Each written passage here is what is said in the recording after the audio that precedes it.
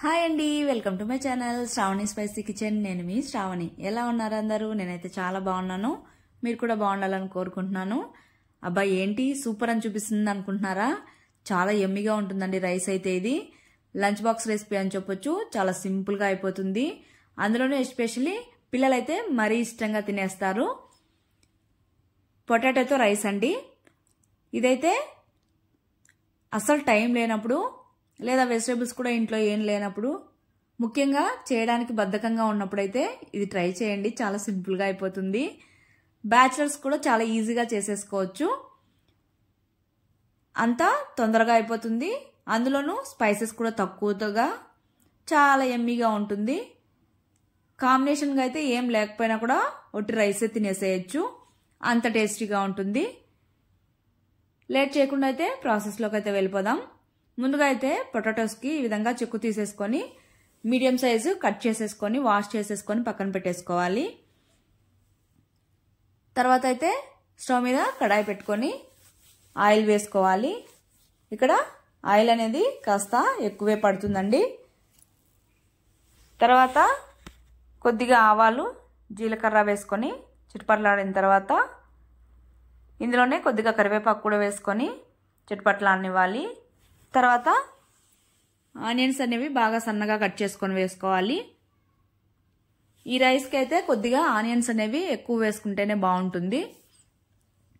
Onions వేసిన తర్వాత బాగా మెత్తబడేంత వరకు ఫ్రై చేసుకోవాలి. ఈ విధంగా ఆనియన్స్ కూడా ఫ్రై అయిన తర్వాత 2 మీడియం సైజ్ టమోటోలు ఈ విధంగా చిన్న ముక్కలుగా కట్ చేసుకొని వేసుకొని 2 మినిట్స్ ఫ్రై చేసుకున్న తర్వాత ఇందులోనే కొద్దిగా సాల్ట్, పసుపు వేసేసుకొని పసుపు అనేది పచ్చివాసన పోయేంత వరకు, అలానే టమోటో కూడా మెత్తబడేంత వరకు ఈ విధంగా ఫ్రై చేసుకోవాలి. ఫ్రై అయిన తర్వాత మనం కట్ చేసి పెట్టుకున్న ఉల్లగడ్డలు కూడా వేసుకొని ఈ విధంగా మిక్స్ చేసుకోవాలి. ఒక 2 మినిట్స్. మంటను మాత్రం సిమ్లోనే ఉంచుకోవాలి, లేదంటే త్వరగా అడుగంటేసి మాడిపోతుంది. తర్వాత మూత పెట్టుకొని మధ్య మధ్యలో ఈ విధంగా కలుపుతూ ఫ్రై చేసుకోవాలి. మూత పెట్టి అలానే వదిలేసామంటే కిందున్న ముక్కలు మాత్రం త్వరగా కుక్ అయిపోతాయి. అదేవిధంగా అడుగంటేస్తుంది కూడా. కాబట్టి మధ్య మధ్యలో కలుపుతూనే ఉండాలి.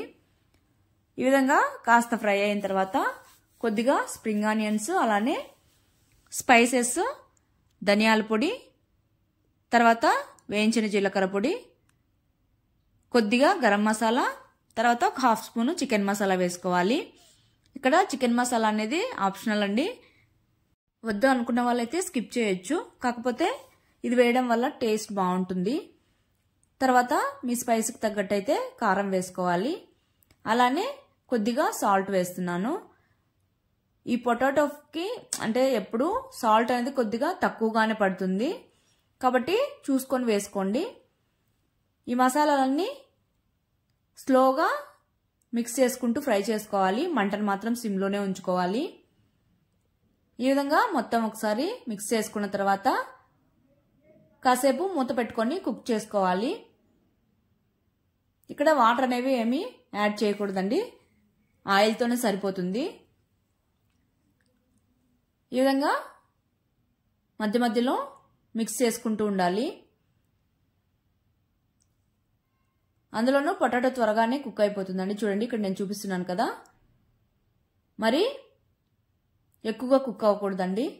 మనం పట్టుకుంటే మాత్రమే మెత్తగా అనిపించాలి. చూడ్డానికి మాత్రం పీసెస్ లాగానే అలానే ఉండాలి.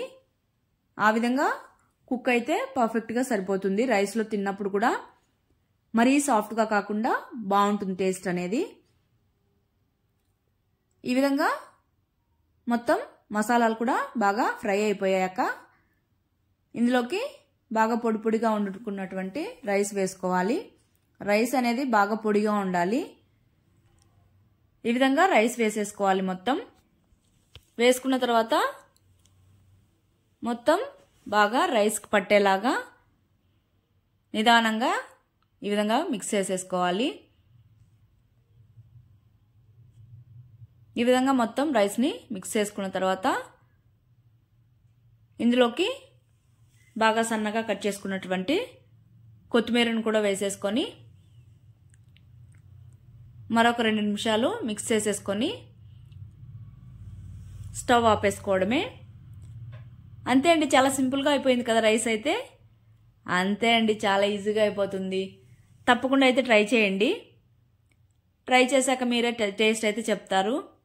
తెలియని వాళ్ళైతే, తెలిసిన వాళ్ళైతే ఏముందిలేండి పొటాటోతోనే రైస్ కదా, తెలిసిన విషయమే కదా అని అంటారు. తెలిసిన కొన్ని స్పైసెస్ యాడ్ చేయడం వల్ల మరింత టేస్టీగా ఉంటుంది. సో దానికోసమైనా ఒకసారి చూసి తప్పకుండా ట్రై చేసేయండి. ట్రై చేసి మీకు ఎలా వచ్చిందో కామెంట్ చేయండి. అలానే తప్పకుండా అయితే నచ్చినట్టయితే మన ఛానల్ అయితే సబ్స్క్రైబ్ చేసుకోండి. Bye. Thank you for watching.